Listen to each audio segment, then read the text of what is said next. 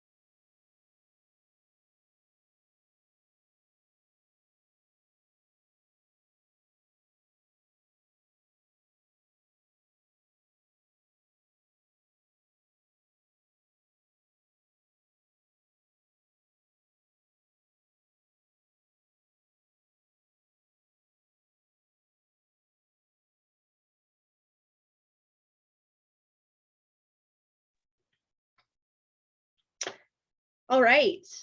I want to welcome everybody again to what is our second Lutheran Community Services Northwest Mental Health Matters webinar. The focus of today is back to school, which is what we are. So we're going to talk about back to school and what now. Just a couple of things about the webinar.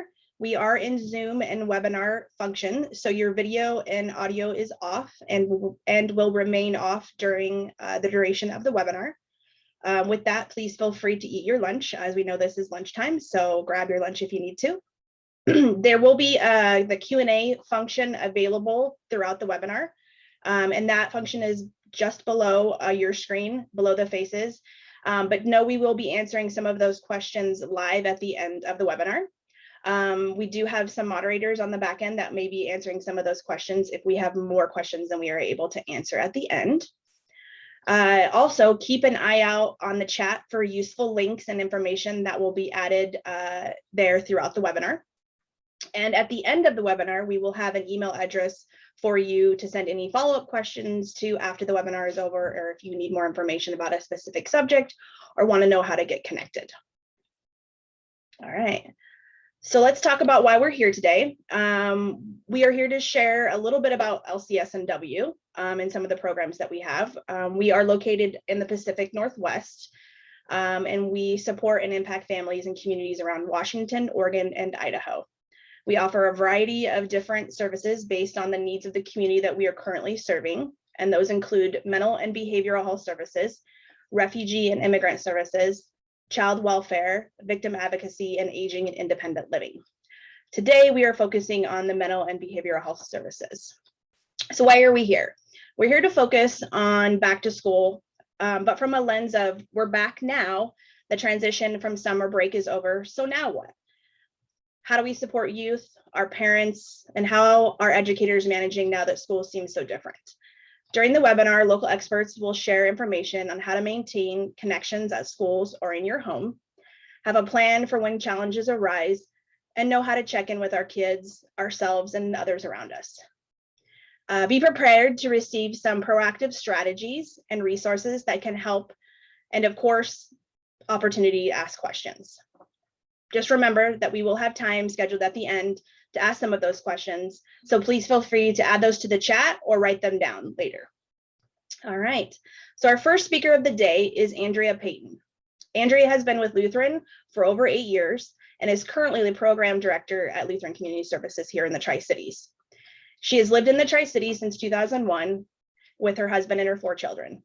She's had over 20 years experience working with youth in a variety of settings, including the juvenile justice system, drug and alcohol prevention, as well as interventions in mental and behavioral health. Andrea has a master's of social work and is a child mental health specialist. When Andrea is not supporting her community, she enjoys her newest hobby of paddleboarding and movie nights with her family. So please help me welcome Andrea Payton.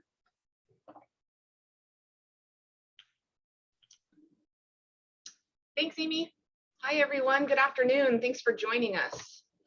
I have the pleasure to talk with you a little bit today about what I believe everyone's most valuable resources when it comes to mental well-being, and that's all about connection. Brene Brown is one of my favorites, so we have a few quotes up here for you all, but really we're just talking about connection and how we're hardwired for that. And it's what gives us purpose and what gives us meaning. And our job is to support and connect with those around us. So our ability to connect has been challenged more than ever over the past few years. And I'm not going to mention why. I'm pretty sure we all know. We have all been through this isolation and loneliness, which has taken a toll on us as adults, but really also our children and young adults. So we have an opportunity now to build some strong connections with each other through what I consider a pretty easy resource, which is communication. A major protective factor for youth is healthy attachment to adults and peers. So how do we build attachment? Well, when we think about it, as infants, our infants cry, right? They have a need. So our job is to, as caregivers, try and figure out what that need is. It's through maybe it needs diaper change or food or a good snuggle or eye contact. Maybe baby needs some sleep. But here's the thing, we all have needs. And as youth and adults, we're going to ask for our needs to be met in many different ways. Now, some of us use crying as a way to express need, but sometimes it's not that, and we have to dig a little bit deeper. As humans, we all have this need to feel heard, to feel loved, to feel important and valued. So I know from my own experience, working on my connection with all of my children is ongoing, and it's not always easy. Finding other people's needs is hard, especially because they don't always know what those needs are. And I can be honest with you, I don't know what my needs are all the time either. So I have to take the time to dig in and try and understand what's happening. I learned specifically with my 15-year-old when they were in 7th and 8th grade during the times that we don't talk about right now. They needed something more than just my connection with them. I had to amp up the support that they were receiving, which meant I needed to create some new connections with the school, and specifically it was the school counselor. So I reached out to develop this connection with this individual. I shared what my child was struggling with, and with my youth's permission, I expressed what I thought some of the great ideas would be to help support my youth while they were in school and in class.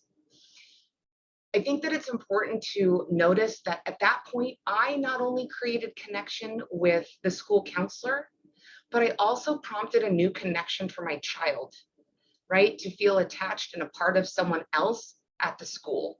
And that person was a safe adult, and that worked for them. So we have these opportunities to create connections by responding to needs when they arise. I want to make sure that everyone understands that these moments don't need to be like lengthy or heavy. Most of the time it can look like a conversation in a car ride, a walk through the grocery store, around your dinner table. It can be quick emails like I did to the counselor, a quick text message. All of those things are creating connections. One more tip that I just want to put out there is that you really want to create space for these connections and conversations to happen. So sometimes that means putting down your phone or keeping away from other distractions so that you can give your whole self to that conversation. And like I said, it doesn't have to be forever. A lot of times these conversations happen within minutes. So one way is by asking questions. So I have some questions that I found that are really useful for elementary school students. Here's the caveat. Sometimes our elementary school students love to just tell you about their day. So you might not have to ask too many like in-depth questions. They're going to give you all the things by simply asking, how was your day, right? So examples of some more questions that you could ask. Does everyone have a friend at recess? Or what's the best thing that happened to you today? Or who did you sit with at lunch? These are just good ways to prompt new conversation with your elementary age students.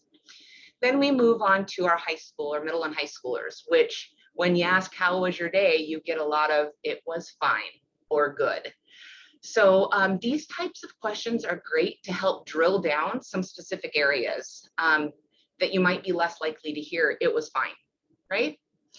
I will tell you this, that I was doing the research for this webinar and finding some questions. This question of, tell me 2 things that you learned today that could save the world. I loved it. And I asked my 15-year-old, tell me something you learned today that you thought can change the world. And I got kind of what I thought I might get, which was, what? Nothing. That's the weirdest question I've ever heard. So I left it. I said, okay. And I asked who you just sit with at lunch and, you know, a few more questions.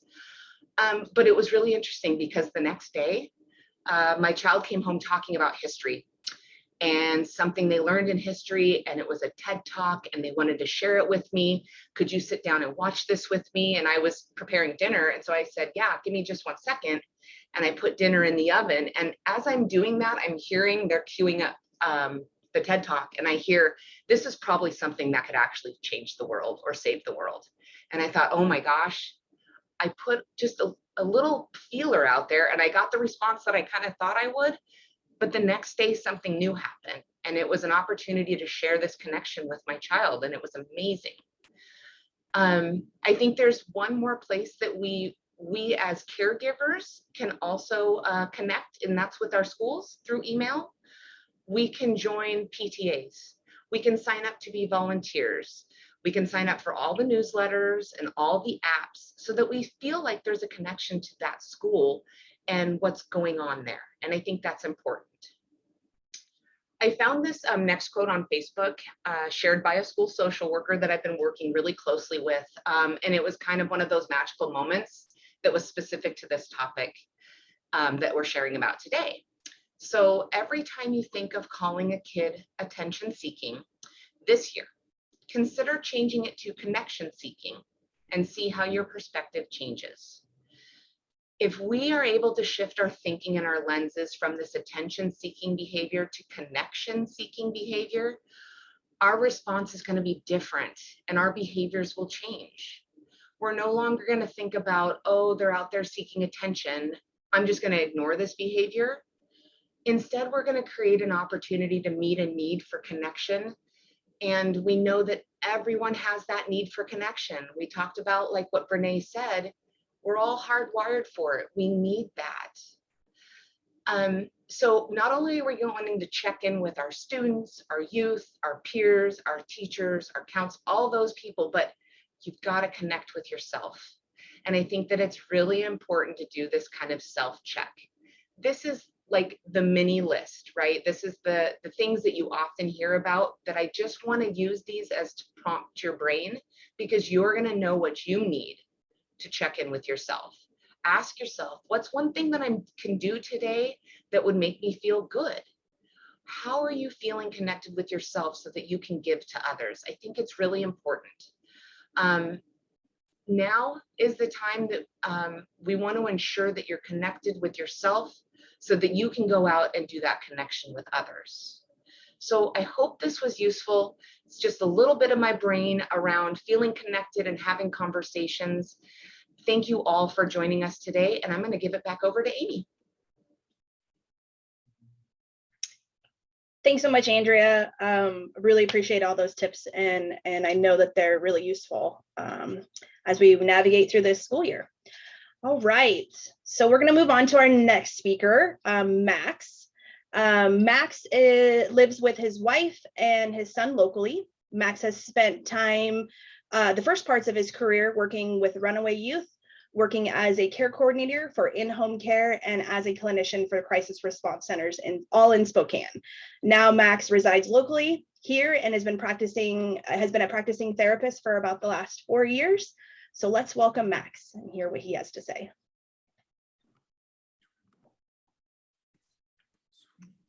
Thank you, Amy. Hello, everyone. You'll see on this slide, I have some statistics posted here. And then the one thing you will notice about these stats is I focused a little more on depression because that's what I've been noticing lately. The past kind of month, I would say, since school started, I've been seeing a lot more depressive kind of symptoms coming through. And not to say that anxiety is probably way up there as well, but this has been the one I've seen more often. The one that I wanted to pinpoint on was kind of the second stat there. The 60% of youth with depression do not receive any mental health treatment, even in states with the greatest access, which is 1 in 3 going without treatment. And that's kind of been a theme, right, since COVID has been going on, kind of that lack of therapeutic services or even the initiation of treatment. And I know there was something that went on with Lutheran recently where they got feedback on people were either kind of embarrassed to ask for help or there's that lack of resources, right?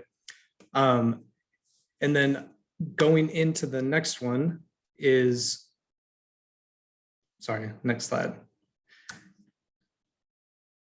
Kind of like what we can do to check in with ourselves right now because of that lack of resources or lack of therapists in the community right now. Andrea kind of pinpointed this of asking a bunch of questions, right? As a therapist, I'm huge on those open-ended, closed-ended questions, right? And I know Andrea pointed out too, like, you know, asking your student, even my kid, right? What'd you do today? Nothing, or I can't remember. Did you learn anything? Yeah. So asking those open-ended questions are really important. My favorite one is kind of like midway through, what does your ideal day look like? I honestly use that question quite a bit lately right now, and I am getting a huge bunch of feedback on stuff, whether it's which way to go with therapy, kind of thing, which, for example, like, let's say Timmy, right? I ask him that question and he's like, well, I get up, get in the shower, I take too long in the shower, I don't get breakfast, then I'm rushing out the door to catch the bus. I missed the bus the other day. I get to school's fine until I get to English, blah, blah, blah, right? So those are like key points that I'm getting where you can ask further. Well, what is it about English that you don't like? Well, I don't like that the teacher calls on me constantly. It makes me really nervous. I get scared to do it. And then, you know, I could ask, is that why you have an F? Yes. So it's just asking those as even parents or caregivers, asking those open-ended questions to get more details. And another thing I wanted to just jot on this too is this isn't just for kids, right? You can use this to ask yourself these same questions as well. For the adults that I work with at my private practice, I'm always telling them, you know, check in yourself with these questions and then kind of think back. This is like a fun question. Think back to when you were a kid and what did you like to do for fun? So I kind of do the same thing when mental health's kind of going down a little bit. I'm getting stuck in life. I ask myself that. What do I do? You know, go ride a bike, pick back up a sport you enjoyed. Mine was basketball, watching an old television show, go get that Slurpee, pick up that paintbrush, right? Doing something you used to enjoy to get back into those kind of roots. So with that, going into what we can do to kind of find help right now, since COVID happened over, you know, over 2 years now, referrals have gone up about 70%. And it is true, even with like my private practice, I don't know how many people I have on my wait list right now. It's absolutely insane. And everyone else I know that's doing it. Obviously, there are multiple ways you can reach out for help or see if you can find someone who can refer you to a therapist. The primary care provider, I know they do a lot of screener questions for youth and even for adults when you go in for your checkup. Psych Today, obviously, a lot of people know about Psych Today. The one thing I always tell people is check those endorsements. Usually when you go to a page, it's at like the bottom right corner of it, where it's people like we recommend to at least check out. And then once you go to theirs, you can see their endorsements and so forth. Obviously, Medicaid, Medicare, insurance, you can ask the MCOs, the managed care organizations, calling the private insurance as well. I know a few years back, I called my insurance for help and they were actually really great. School counselors are another good one. I know when I was a therapist at Lutheran, it was connecting a lot with the school counselors, maybe having my client come in and meet with them at least once or twice a week kind of thing, or if transitioning, if they could take them for a little bit until we got an actual therapist in the community. The online counseling services, obviously there is a ton out there, but the one that I found to be probably the most helpful that clients like the most is OpenPath. And these are great for if, let's say, you've been calling around trying to get a therapist and you're on like, who knows how many wait lists, right? Like 10. It's good to get something like this where usually the online services can get you in quick and kind of work on those basic need things until you get into that more specific therapist in the community. So for like OpenPath, for example, it usually accepts people who are either uninsured or underinsured, right? They have different kind of criteria when it comes to it. Usually, so for like underinsured, it's like people who have health insurance that does not include affordable in-care network for mental health. So that could be like a high deductible or even a high copay, like $60, I believe. And they do like a one-time membership too of like $50. So if you think about it, it's a lot cheaper to do that route than if you were to find like a private therapist here who only accepts cash, no insurance, right? Where it's like up to some people are $150. You're saving a little money in the long run there. If religion is a big thing, church ministries, PAVE is great for any kind of school related stuff. And just, they have so much information on their website. It's crazy and I love it. Youth mentoring programs in the community are always great too. For phone apps, that one I was a little more specific on. You could use this for yourself too, as in check-ins. I personally use one called Bearable. It's like a white polar bear for the app. I don't know if anyone uses that here. It's good to like just check in on yourself, right? It literally tracks anything and helps you discover how it affects your health. So like sleep, eating, if you're drinking enough water, you know, kind of the basic needs stuff. I've had some clients use it to track their relationships with family members too. Because I know like at the end of the week, it gives you an update on, oh, we've noticed this is because of that and blah, blah, blah, right? Sounds super basic, but some people like that just to track it. Some other ones is obviously like a super bill route. At my private practice, I do a lot of super bills for people, meaning I can submit a form that says, hey, this person came to counseling to the insurance company, and then can you try to potentially reimburse them? I always tell people to just call your insurance and ask them if they even do that in the first place, because every single insurance is different.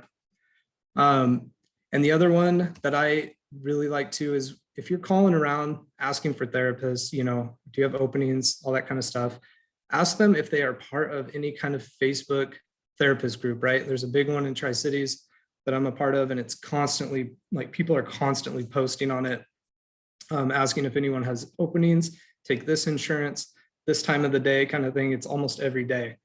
So that's a good way to find someone as well. And obviously the one thing I wanted to make sure people knew too is therapists right now are very busy. They have busy life schedule.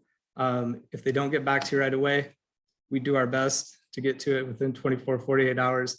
But you know, some therapists have a lot of kids, got other stuff to do, trying to wrap up on like licensure stuff. So just give a little patience on that end, but also be persistent. Like an example for that is I had someone on my wait list for quite a while, right? And she would check in with me almost every month. And finally, when she did check in with me, I think on like the 5th month, she was like, I'm willing to let my kid come out of school if that helps. And I'm like, oh, that's actually really perfect, because now that we're back in school, only my like 3, 4, 5, and 6 slots are getting taken. But if you want to bring them during that time, that was easy. So that probably got her in to get her kid in a lot quicker than waiting like another 5 months, right? So it's just being persistent and keeping it on the radar with those therapists. But don't give up, just keep doing it. If there's anyone, natural supports I can help call to or look up some stuff, that's always a good thing too.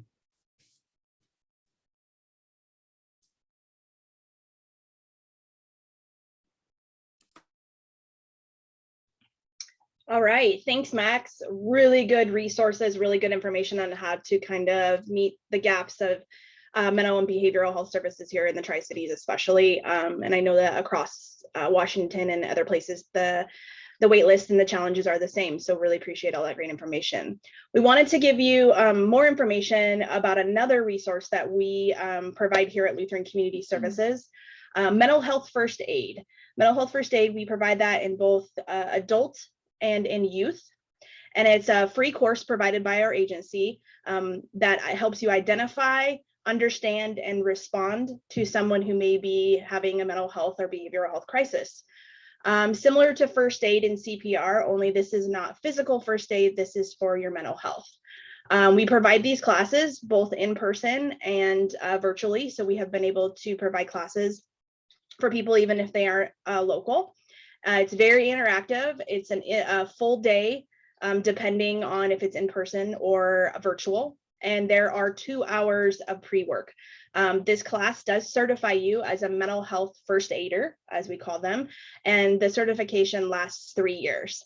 You'll notice in the chat here soon that we're going to send out the link to register for these classes. Again, mental health first aid is a free class provided by Lutheran Community Services. And so if you're interested in getting more information, how to maybe help your family member, help a friend, help someone you may just see, I don't know, at a grocery store and they're having a challenge and you're equipped with the information needed to be able to support that person, please feel free to jump on this website and sign up for the next classes. We also have, as you can see on the screen, there's a QR code on the slide that you can also access to join in those mental health first aid classes.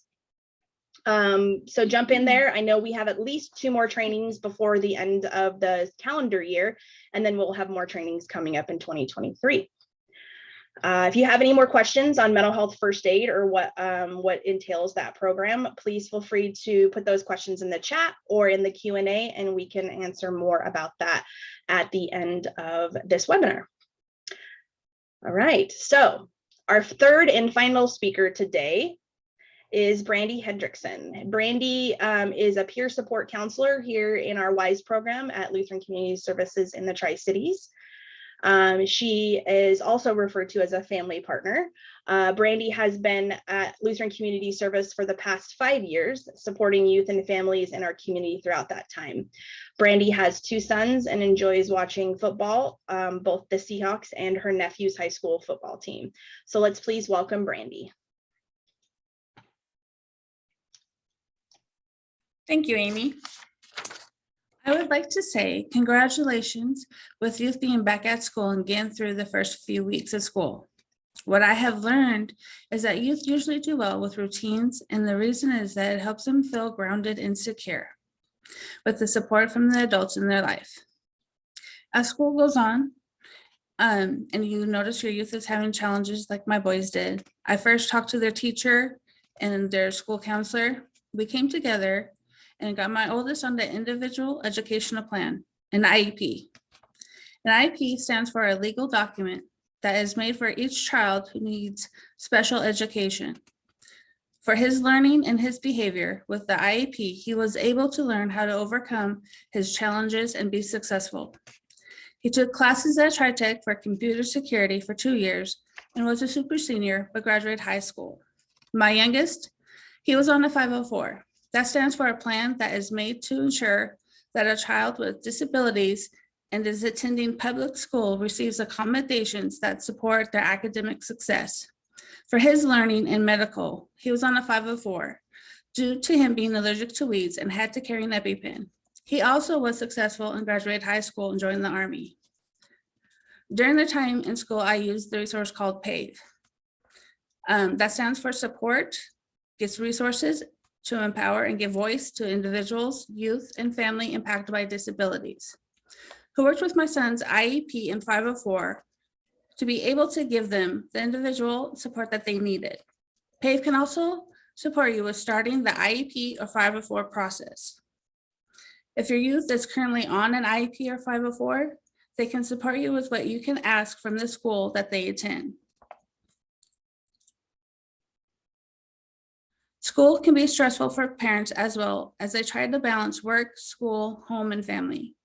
Self-care is important in stressful times. Finding time can be a challenge in itself.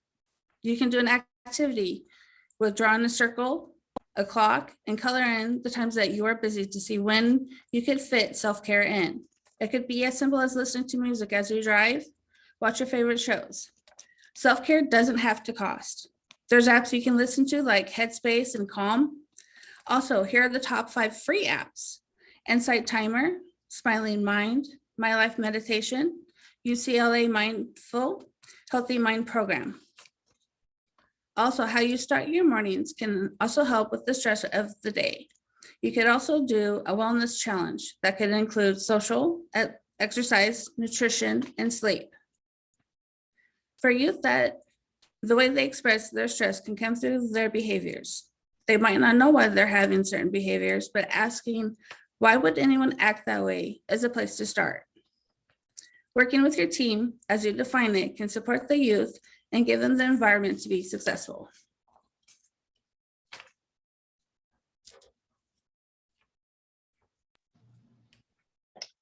All right, thank you so much, Randy. That's a lot of great information, especially in regards to IEPs and 504s and how effective they are in supporting youth in school. So if you have more questions about IEPs or 504s or how to get access to those, again, feel free to add those into the Q&A, which we're going to come up here shortly too, as well as reach out to your schools and the school counselors, and they may be able to help you with that as well. All right, so that concludes our webinar as far as the presenters goes. So first and foremost, we want to just give some information on how to join our LCS office newsletter. There'll be a link in the chat where you can access that. That newsletter gives you up-to-date information on what's happening around the Tri-Cities office, whether that's events, more of these webinars, just various things that happen throughout the year. You can also go to our website and receive all the program information that LCS has to offer and how to support the local district or program that fits you best. That link will also be in the chat as well. And once again, we just wanted to remind that you could sign up to get certified in mental health first aid. And so we'll pop that link in there as well. And we have at least 2 more classes before the end of the calendar year. And we've had 11 classes total available throughout the year. And if you're interested in donating and supporting Lutheran community service from a donor aspect, whether that's mental health services or supporting the agency as a whole, if you go to our website, lcsnw.org, and click on Make a Difference, that is where you can also donate to support and keep our programs running. All right, so thank you so much for joining us today. And this concludes our presentation piece of the webinar. We have a few questions in our Q&A that we would like to answer. So I'm going to be reading those out, and then I'm going to call on our panelists to help support with that. So Andrea and Max and Brandy, if you are available, we go ahead and turn your cameras on and we'll get started with the questions. All right, so our first question is cell phones in schools, helpful or harmful? So and feel free, what I'm gonna do is I'm gonna call on one of you guys at a time, but I may kind of go after more than one of you because I know that you guys have different perspectives. So I'm gonna start with Max. Cell phones in school, helpful or harmful? I think it depends on the parent, right? Like for me, I think it's helpful in a sense of if there's emergency, right? But they can be very distracting. I know a lot of kids, especially the ones I work with who are in, let's say, elementary, early middle school, they have those fancy little watches that the parents can kind of control, right? Can't play games on it. It's more of just like contacting mom or dad. And I think it kind of coordinates where they're at too, for the parents' end to know where the kid is at for safety reasons as well. But yeah, I see it most with high schoolers, very distracting. Social media, very distracting, causes all sorts of other challenges as well in the kid's life, mental health specifically. So for me, I think it depends on the age group, but yeah, I would say it's more of a distraction than anything. All right, thanks, Max. Andrea or Brandy, would you guys like to chime in on that question?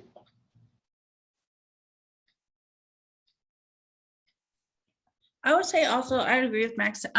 It can be distracting for some of the youth, but it's also maybe the parents set up with them beforehand. Okay, you can use your cell phone if you're having like a panic attack. Maybe there's a website they can go read, or if they have a notes typed in there, okay, breathe this many times, find this many grounding techniques. But I also like the idea of the watch where they can just contact mom or dad and also be tracking them. All right. Great ideas. Yeah, definitely. I don't think that there's a right answer to this question necessarily. So I appreciate that. Andrew, did you want to add anything else, or you feel good about that? I feel pretty good. I mean, I think that it's interesting because for the older youth, it can be quite distracting and oftentimes a bit will inhibit live conversations with peers that are maybe sitting next to them at the lunch table or whatever. So that's sometimes really hard. And also I know that being able to text or instant message with friends and stuff like that is also a connection tool. So it's one of those places where we really want to be mindful as caregivers and as maybe staff or anyone that are around youth. Do we see that it seems to be impacting any arenas in their world, and how can we maybe not take it all away, but create a good boundary for it and help them create their own boundaries and when it's good to use it and when it's not? Because if you've got 5 friends sitting next to you that want to have a conversation, but you're on your phone, that might be not the greatest choice. So how can we maybe put that phone away, have the conversation with your friends? But like Brandy said, if we got someone with some anxiety or something, how can they step out and maybe use that tool to their benefit? Very good. Thank you for that. All right, next question. If you end up with a child struggling, what is the best thing to do day or night? How do you manage the immediate crisis or challenge? So if you have a youth that's struggling, what is the best thing to do? And it says day/night. So let's talk about night. We've been talking about day a lot. So what would we do at night if you have a youth that's struggling, and how do you manage that immediate crisis or challenge? Andrea, I'm going to go with you on this one. In the evening time is sometimes the hardest time for most humans because things quiet down and your brain sometimes kicks up. So my recommendations kind of evolve around good bedtime routines, closure routines. I have my own that I stick to very regularly, but I've also helped that build that in for the kids in my house. But I've also talked about that with other youth that I've worked with. How are you winding down for your day? What are you doing to ensure that you are able to calm down and relax enough to find yourself in bed and getting the sleep that you need? And that to me is a way to really allow youth to control what it looks like for them to do that. And I think it's important that they have a level of control. If we set a barrier as a caregiver or an adult that says, maybe this is our bedtime, but how do you want to get there?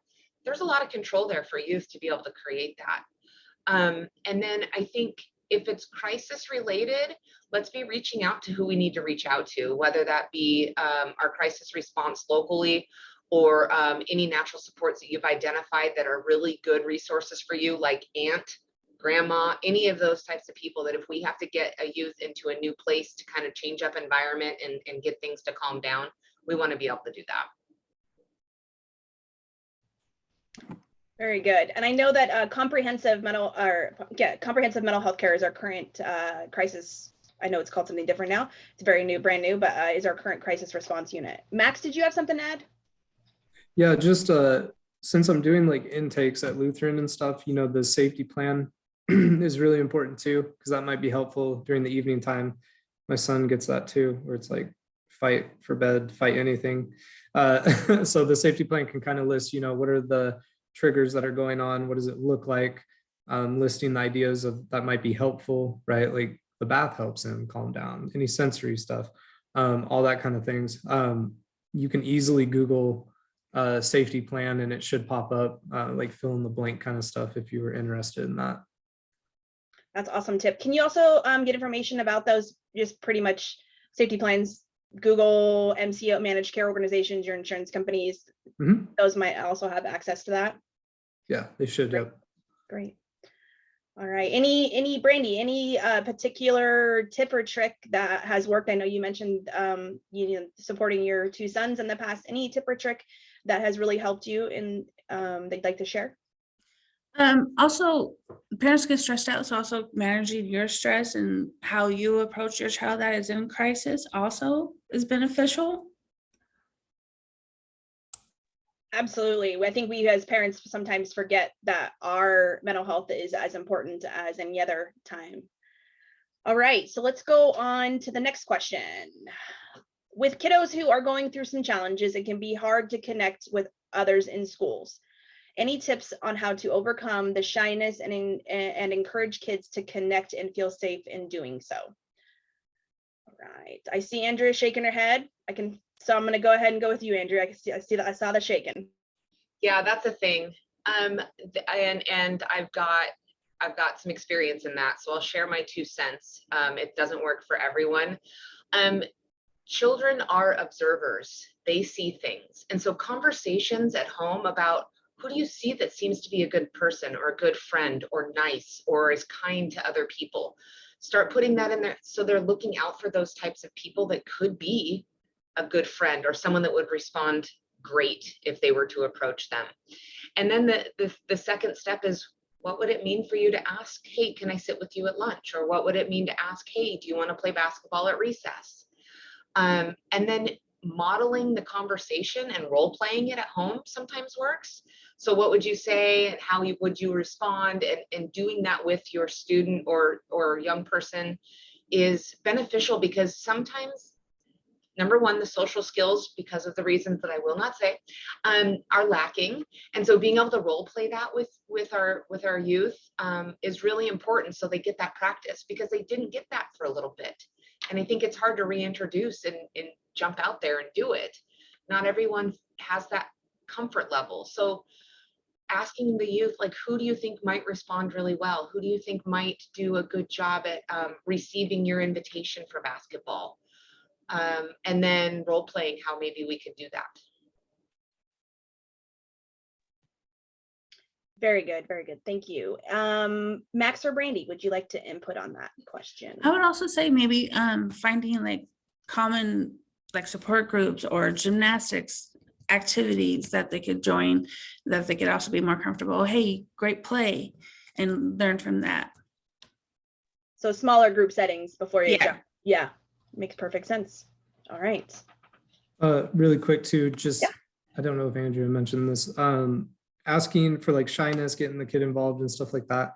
Make sure to ask the school counselor too, because I know they do a lot of group kind of work too around socializing and all that kind of stuff with other students as well. Great tip, Max. Definitely great tip. Always reach out to those educators and school support systems. They always have something available there. So, all right, the next question. As a parent caregiver, how can you balance the need of your family right now with the increased demand for your time and full attention? So as a parent giver, how do we balance that time between family and the need for that full-time attention, and then all the other demands that we have as parents? I would say, like I mentioned, drawing the clock and coloring. Okay, I sleep from this time. I go to work from this time to this time. I have this much time for dinner. Maybe writing down what you want to do, make a list and check off, okay, I can do 10 minutes of reading here. I can spend 12 minutes over here with this child, reading a book to them, and just making like a schedule in a way can also help balance. Great tip. Schedules definitely help balancing out. Any other tips, trips?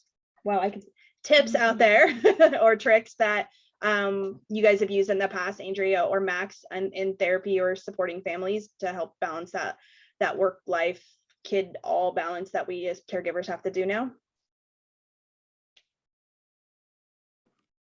That is a tough question, especially right now. Right. You know, when I think of like inflation and stuff and people working more because of it and blah, blah, blah. I love what Brandy said about the visuals and all that. I would even say like, kind of like pick your battles when it comes to it too, right? Like my son constantly wants attention from me, and I'm like, your mom's right there. Can you go do that? Go ask her to go do something. If it's simple stuff of giving up, like, hey, I'm not going to do the dishes right now, I'm going to go hang out with my kid and give him that time instead, kind of, it's giving up those little sacrifices. That's kind of like what I think and what works for me.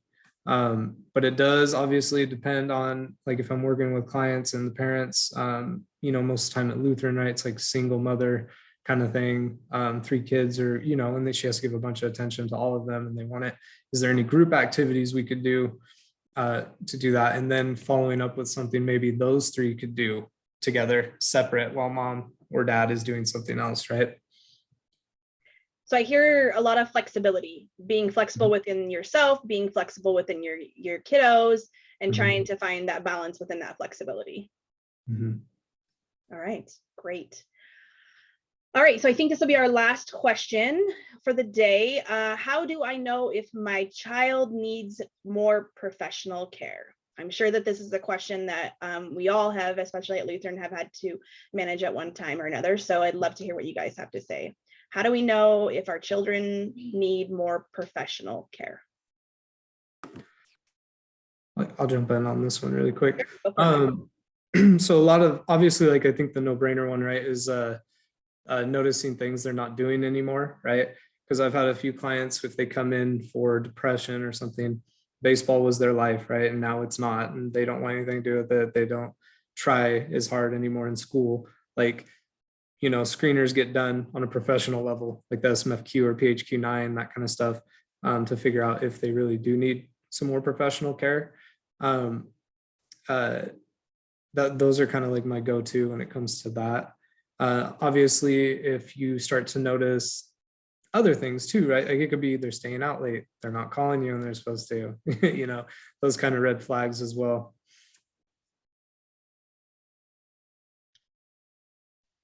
Thanks, Max. Andrea, go ahead. Yeah, I think everything Max mentioned is so true, looking for shifts. The reality is as caregivers, your youth best. You know what they enjoy, what they don't, what you can see changes in behavior.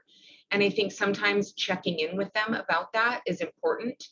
That is, my child asked for the help, right? So I'd had a conversation and it was like, I can't do this anymore. But what I saw was an increase of tears before having to go to school. Grades are great. Grades hadn't changed. A student, I don't want to go to school. I'm too tired. My stomach hurts. All of these types of things. And it wasn't that I didn't believe them. It was more of, what's up with this? And it just felt weird. And so I was like, okay, you can stay. And then it was, I'm anxious all the time. I'm constantly worried about A, B, and C. I'm having thoughts of hurting myself. If you're starting to hear those kinds of statements, you definitely want to go seek out that support, the professional support that's out there. And knowing what to look for is part of what mental health first aid is really useful for as well. And so being able to utilize the resource that we've shared out, I think are already in our chat, getting those kind of trainings under your belt as a caregiver or an adult in a child's life is really beneficial, because we talk about changes in behavior and we start to identify what could be a little bit different and what seems to be going on, and then being able to respond to that in an appropriate way. Absolutely. And I agree with you on every point. And just to kind of double back on the mental health first aid, huge resource for all of us out there. There isn't a person that couldn't utilize this service and the training. And those kinds of trainings help us identify someone, whether it's a youth or an adult or someone who may need more mental or behavioral health services. So great point there, Andrea. Okay, so that concludes the Q&A portion of our back to school webinar. I'd like to thank Andrea and Brandy and Max for being such a great panelist today. And I really appreciate all your time that you put in towards this and get the information. And thank you for those great answers for the questions. If you out there have any other questions, maybe you want more information, maybe there's a question that you have that just, is kind of specific to you and maybe not good for the group, please reach out to us.